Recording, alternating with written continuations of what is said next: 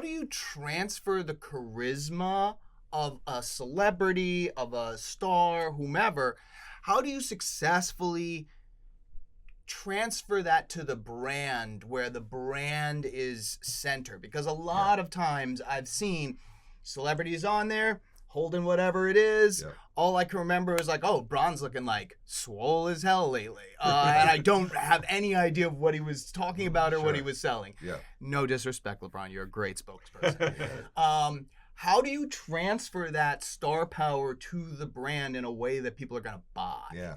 Yeah. I mean, it's an art and science. Mm-hmm. I think that the first thing is that, and it starts with the writing. It starts with what is the message that you're putting together.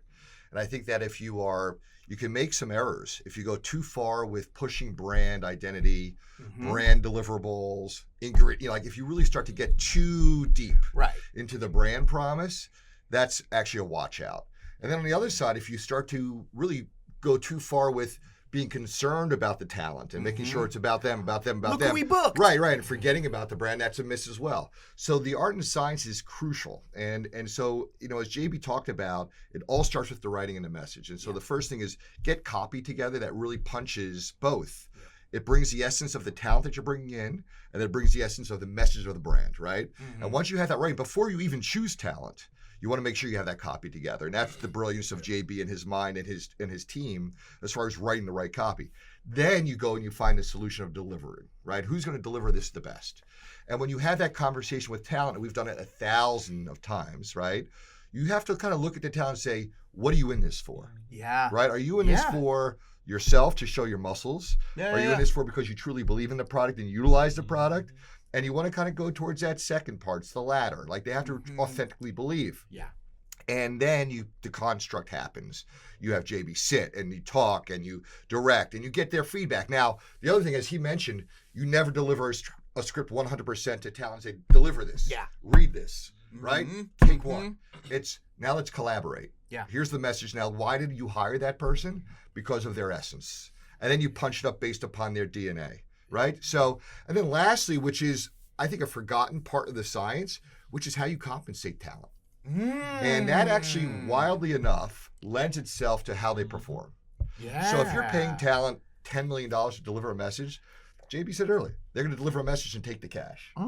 But if you compensate talent based upon growth of a brand, incentivize them, success, look at the trend line, you're beating the trend line, they're going to naturally put themselves into the mix.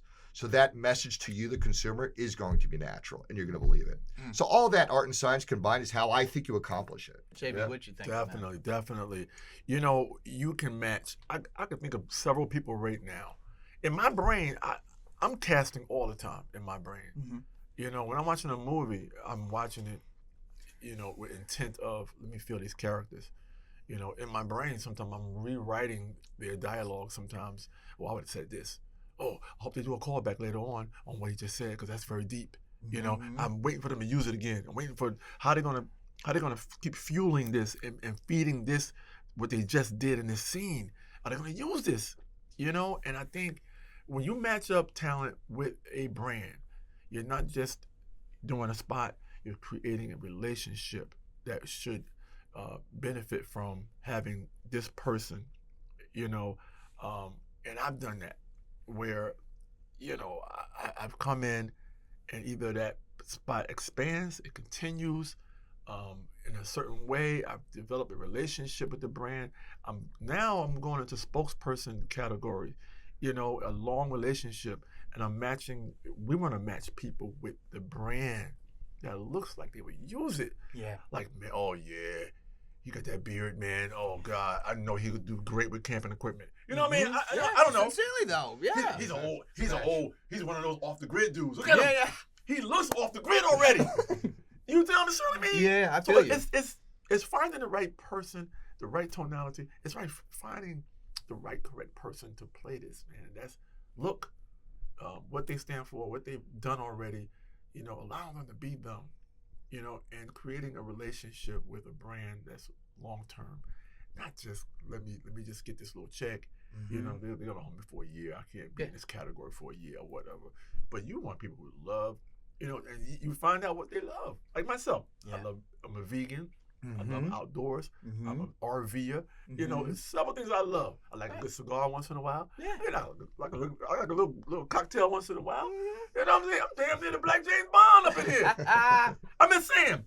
I'm worldly. I like to travel. Mm-hmm. All those categories I just said are consistent with who I am. Even when I was at SNL, okay, the process was, you know, we would pitch on Mondays, right? We would meet. We would all get in one room, in Lauren's room, and we would pitch. Now, a lot of times you know of this host. Right. You know who they are. You see their Right. movies and you see what they've done. Right. But you don't know what they can do. Mm-hmm. You know what I mean? I feel, yeah. So you're sitting there in that room full of 30 people, all pitching your ideas to them. A lot of those ideas we're pitching are fake. We still don't know who the hell you are. Yeah. You know, we don't know you can do a great De Niro impression. We don't know you can, you know. That makes a lot of We sense. don't know what you can do. We don't know you can juggle. We don't Yeah. know nothing. We don't know that your dad was a preacher in a Southern church and you know how to do that. Your dad really good. We don't know nothing about your impersonation you can do. We don't know until we sit down with you. You know, being in that room is different.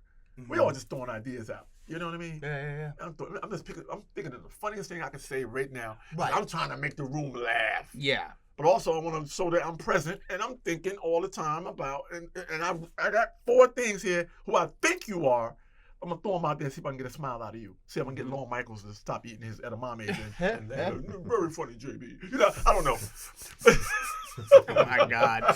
2 times. You know what I mean? Right? Yes, So sir. that's what I'm looking at. But now we meet each one of those on Right Night. They come back, and we meet each one of those. The host meets everyone one-on-one in their office. Now I can really dive in. Oh yeah. I get you in there. Now we can talk. Yeah. Now I'm gonna see. So I got this idea for you doing this. You play an old football player, or whatever. Or you play a sandwich maker in you know, whatever it is. Right. Now I can find out. Oh, I love sandwiches. Oh, I used to work in a deli. Mm-hmm. See, now I'm getting all the details about you. Yeah. That's the same thing I would do if I had a brand.